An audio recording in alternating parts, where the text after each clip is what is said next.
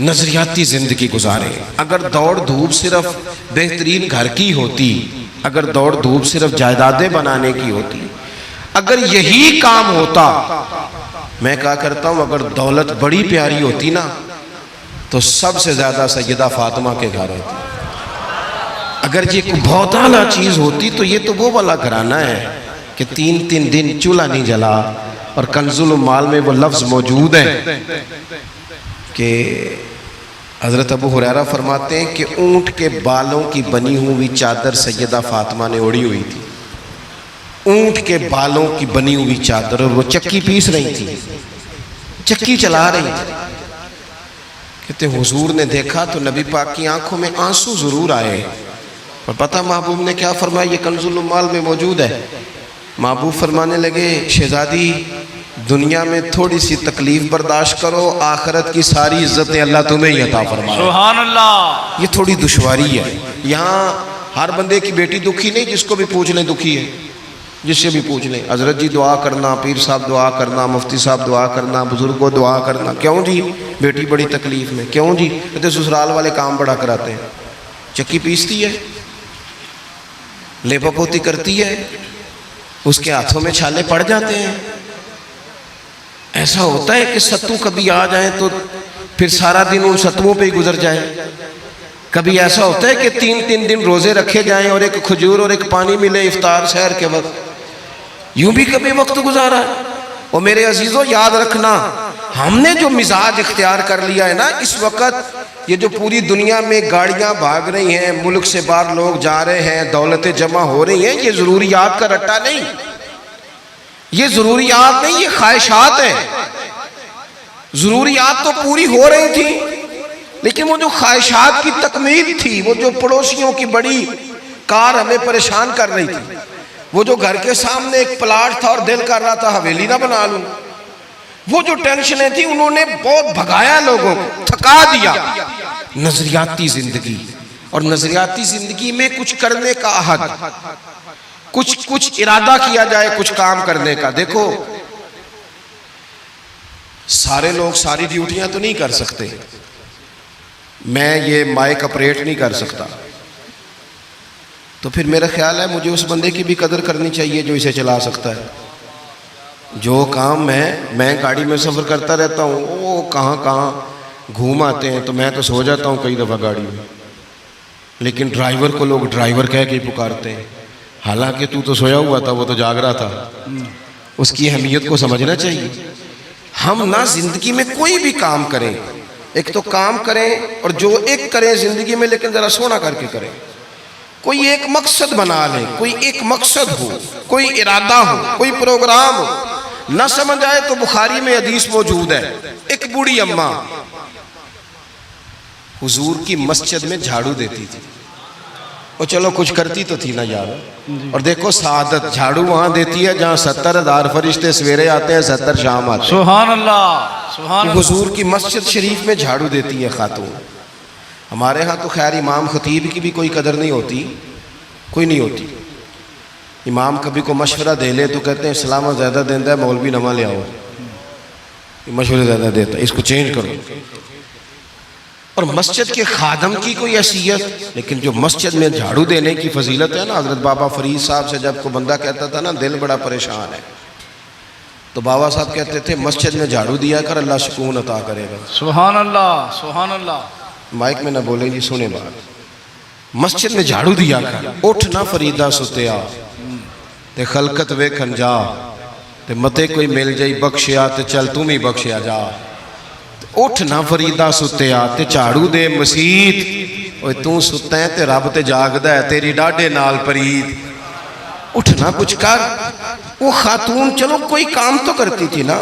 دیکھو نا گلی سے گزرتے ہیں لوگ، اب وہاں کھڈا ہے، سب کا موٹر سائیکل گاڑی سب تنگ ہوتے ہیں. جو بندہ ابھی گزر رہا ہے نا روڈ پہ، وہ تبصرہ کر رہا ہے کہ دیکھو بلدیہ والے صحیح نہیں کراتے. تبصرہ جو سارے کرتے ہیں، ایک کئی تے ایک دا بڑا، 2 بندے درکار ہیں، رستہ ٹھیک ہو جاتا ہے. پر اتنی محنت کرنے کو کوئی تیار ہے؟ کیونکہ ہمارے ملک میں جو شے سب سے عام ہے وہ تبصرہ ہے. تبصرہ کرو صبح و شام جتنا ممکن ہے، تبصرے کرو، ڈیوٹی یہی ہے ہماری.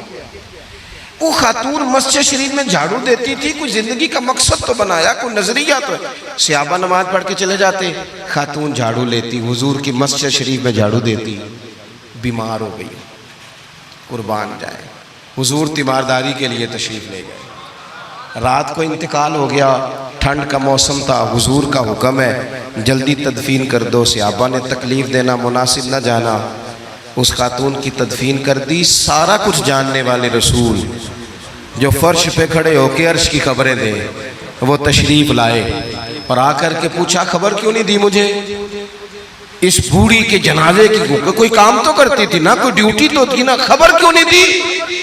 ویسے تو وارث جنازہ پڑھ لے تو دوسرا جنازہ جائز نہیں، وارثوں نے نہ پڑھا ہو تو دوسرا جنازہ پڑھا جا سکتا ہے، حضور تو خود وارث ہے نا ساری امت کے۔ ہائے ہائے بے شک تو بے رسول شک کریم قبر پہ کھڑے ہو کے فرمانے لگے صفے بناؤ، میں دوبارہ جنازہ پڑھاؤں گا، سبحان اللہ میں دوبارہ جنازہ پڑھاؤں گا۔ کیوں؟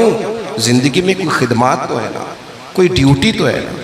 پہلے تو ہم کچھ کرتے نہیں، اور اگر کرتے بھی ہیں تو صرف دوسروں کا دھیان ہی رکھتے ہیں، دوسروں پر توجہ ہوتی ہے کہ فلانا فلانا، بھئی آپ اپنا کام کریں، کچھ زندگی میں کر گزریں، کوئی ڈیوٹی کریں۔ اگر زندگی نظریاتی ہوگی، دیکھو ڈھیر سارے لوگ ہوتے ہیں، نام میرا ہی شاید آئے گا کہ مدرسہ انہوں نے بنایا ہے، مسجد انہوں نے بنائی، میرا ہی نام آئے گا اگر کہیں میں بناؤں گا، لیکن زمین دینے والے کا بھی ایک کردار ہوتا ہے، اس میں نقشہ نویس کا بھی ایک کردار ہوتا ہے، اس میں ایک اینٹ خرچ کرنے والے کا بھی کردار ہوتا ہے۔ پھر وہ کام ختم نہیں ہوتا، سریا وہ لینٹر ڈالنے والے جو ہوتے ہیں ان میں جو سریا باندھنے والا ہے وہ بھی ایک قیمتی کردار رکھتا ہے۔ پھر کہتے ہیں الیکٹریشین کو بھی بلاؤ، پھر یہاں بھی کام ختم نہیں ہوتا، پھر اور اس کے گرد ڈھیر سارے لوازمات ہیں۔ جو بندہ جو کردار ادا کر، عالم اگر کتاب لکھ بھی دے تو ہو سکتا ہے کتابت نہ کر سکے، اور اگر کاتب بھی ہو تو ہو سکتا ہے اسے پبلش نہ کر سکے۔ تو یہ کچھ نہ کچھ خدمات، کچھ نہ کچھ ڈیوٹیاں۔ حضرت مولا علی شیر خدا نے چھوٹی عمر میں کہا تھا یا رسول اللہ دین کی مدد بھی کروں گا، آپ کی حفاظت بھی کروں گا۔ 63 سال عمر پائی اور ہر میدان میں اگلی صفوں میں، ہر میدان میں اگلی صفوں میں، ہر میدان میں اگلی۔ حضور سے وعدہ کیا تھا یا رسول اللہ ڈیوٹی کریں گے، خدمت کریں گے۔ ہمارے ہاں یہاں تو منصوبہ بندی ہو رہی ہے، امام غزالی سے آ کے کسی نے کہا حضور کو بندہ مخلص ملتا ہی نہیں، یہ بھی غلط ہو گیا وہ بھی غلط ہو گیا، تو امام صاحب فرمانے لگے چل تو ہی مخلص ہو جا، تیری شکل میں تو کچھ لوگوں کو مخلص بندہ مل جائے، کچھ کر تو صحیح نا، صرف تبصرے۔ حضرت مولا کائنات نے عمر مبارک ساری دین کی خدمت میں لگائی، تو جب 63 سال کی عمر میں خنجر لگانا تو لوگ تو کہتے ہیں نا میرے پتر کا دھیان رکھنا اور میرے بچوں کا خیال کرنا اور فلانی ڈیوٹی کرنا۔ تو جب خنجر لگا تو حضرت علی کیا کہہ رہے تھے؟ فرما رہے تھے مجھے کعبے کے رب کی قسم علی تو کامیاب ہو گیا ہے، یہ دیکھو پانی پرن سہیلیاں تے رنگا رنگ کڑے تے پریا تے اس دا جانیے نا جس دا توڑ چڑھے۔ فرمایا دیکھو میں نے کوئی ارادہ کیا تھا، آج میں کامیاب ہوا۔ باتیں زیادہ نہیں کرنی، بس ختم کرتا ہوں۔ جب یوں نظریاتی زندگی ہوتی ہے نا، نظریاتی، پھر بندہ تھوڑی سی تکلیف بھی سہ لیتا ہے۔ کوئی کام کر رہا ہے نا بندہ، صحیح بخاری میں حدیث ہے، ایک خاتون نے آ کے عرض کیا تھا یا رسول اللہ صلی اللہ علیہ وسلم مجھے مرگی کا مرض ہے، بڑی تکلیف میں ہوں۔ اللہ کے محبوب علیہ السلام سب کے لیے دعا کرتے، بلکہ حضور تو دست شفا پھیرتے تو اللہ کرم فرما دیتا، لیکن نبی پاک صلی اللہ علیہ وسلم کی خدمت میں عرض کی یا رسول اللہ صلی اللہ علیہ وسلم مرگی ہے۔ تو آج حضور نے انوکھی بات کی، وہ پیچھے صاحبزادہ بشیر صاحب تشریف لائیں، آگے تشریف لے آئیں۔ نبی پاک صلی اللہ علیہ وسلم نے نا جی آج نظریہ سمجھایا، توجہ ہے آپ دوستوں کی میری بات پر۔ حضور فرمانے لگے اگر تو کہے تو میں دعا کرتا ہوں اللہ شفا دے دے گا، اور اگر تو کرے صبر، معنی کیا ہے؟ مرگی کے ساتھ ہی گزارا کرے، اگر کرے صبر تو پھر میرا وعدہ ہے رب جنت عطا کرے گا۔ سبحان اللہ۔ ویسے ہم پیر صاحب کے پاس، سید صاحب کے پاس، بزرگوں کے پاس جائیں، پیر صاحب ہمیں کہیں کہ گوڑا ٹھیک کرانا ہے درد کہ یہاں جنت چاہیے، ساڑھا کی جواب ہے اے گوڑے دا کچھ کرو نا جی، یہ سون نہیں دینا، یہی جواب ہے نا۔ لیکن نظریاتی لوگ نظریاتی ہوتے ہیں۔ نبی پاک صلی اللہ علیہ وسلم نے فرمایا کہ تو بتا، اگر تو کہے تو دعا کرتا ہوں اللہ شفا دے دے گا، اور اگر صبر کرے تو پھر تیرے لیے جنت ہے۔ اس خاتون نے 1 منٹ نہیں لگایا سوچنے پہ، یہ نظریاتی لوگ ہوتے ہیں۔ عرض کی یا رسول اللہ آپ دعا کر دیں رب مجھے جنت ہی عطا کرے۔ سبحان اللہ۔ کیا مطلب کہ میں گزارا کر لوں گی مرغی کے ساتھ، صبر کر لوں، مجھے اللہ جنت دے۔ حضور نے دعا کر دی۔ خاتون عرض کرنے لگی حضور جب مرغی ہوتی ہے تو جسم سے کپڑا ہٹ جاتا ہے، حیا آتی ہے، خاتون ہوں، عورت ہوں، تکلیف محسوس کرتی ہوں۔ محبوب نے دعا کر دی۔ صحابہ کہتے ہیں جتنی بھی مرغی ہوتی تھی اس کے کپڑے نہیں جسم سے ہٹتے تھے، جتنی مرضی بھی ہو کپڑا قائم رہتا تھا۔ دیر تک وہ بوڑھی اماں زندہ رہیں۔ خواتین ایک دوسرے سے کہا کرتی تھی کسی نے جنتی دیکھنی ہے تو اس بی بی کو دیکھو، اسے دنیا میں حضور نے جنت کی بشارت عطا کی۔ سبحان اللہ۔ نظریہ ہوتا ہے، نظریہ۔ ویسے آنا جانا، تصویریں بنانا، گھومنا پھرنا، پلاننگ کرنا چلتا رہتا ہے، لیکن جو نظریاتی لوگ ہوتے ہیں انہیں ذرا تھکاوٹ بھی تھوڑی ہوتی ہے۔ نظریے کے لیے کام کر رہے ہیں نا، وہ بھاگتے ہیں، ان کا بھاگنا انہیں تھکاتا نہیں۔ جب آپ نظریاتی ہیں تو صبح قیامت پہ نظریاتی اور غیر نظریاتی لوگوں کا نتیجہ کیا ہے؟ یوم نحشر المتقین الی الرحمن وفدا۔ اللہ فرماتے ہیں یہ جو متقی ہوں گے نا انہیں رب کی بارگاہ میں پیش کیا جائے گا قیامت میں، پر مہمان بنا کے پیش کیا جائے گا۔ ان کا میزبان رب ہوگا، چونکہ انہوں نے زندگی تقوی میں گزاری، محتاط وقت گزارا۔ وَنُسُوقُ الْمُجْرِمِينَ إِلَىٰ جَهَنَّمَ وِرْدًا۔ اور یہ جو مجرم ہیں انہوں نے جرم کیے، من پسند زندگی گزاری، فرمایا انہیں پیاسے ہانک کے دوزخ میں پھینک دیا جائے، پیاسے ہانکے جائیں گے جہنم کی طرف۔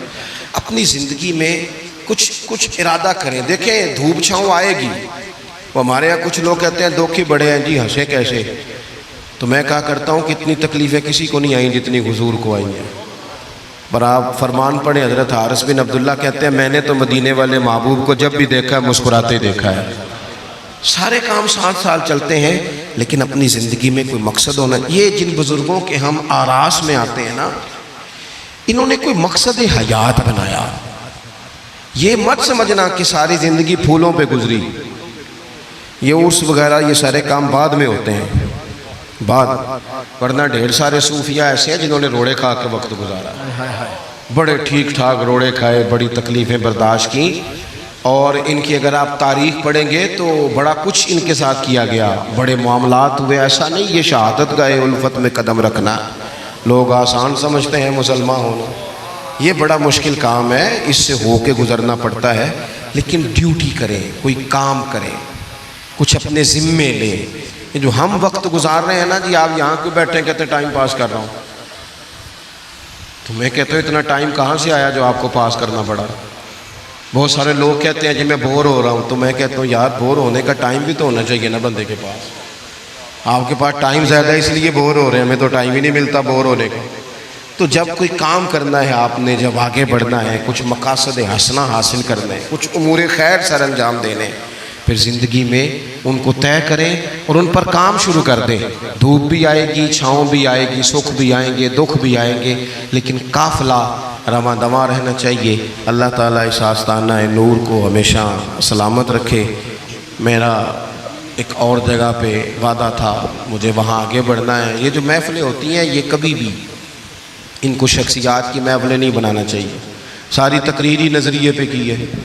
محفلیں تو حضور کے نام کی، کوئی آئے گا کوئی جائے گا، یہ تو سلسلہ چلتا رہتا ہے، اس میں کبھی بھی یہ فوکس نہ کریں۔ آپ حضرت کے لیے آئے ہیں، بزرگوں کے لیے آئے ہیں۔ میں نے جب وعدہ کیا تھا تبھی گزارش کی تھی کہ مجھے اتنے کو بجے آپ موقع دے دیں تاکہ مجھے آگے بڑھنا ہے۔ کسی دوست کو اٹھنے کی ضرورت نہیں، بزرگ بیٹھے ہیں، سادات بیٹھے ہیں، یہ ٹھیک نہیں ہوتا، اچھا نہیں ہوتا۔ اطمینان سے بیٹھے آپ لوگ، صرف وہ 2-4 ایک سنگی جو میرے ساتھ ہیں وہ تشریف لے جائیں گے، باقی مرتب پروگرام ہے وہ اپنی ترتیب سے آگے بڑھے گا۔ آخر دعوانا الحمد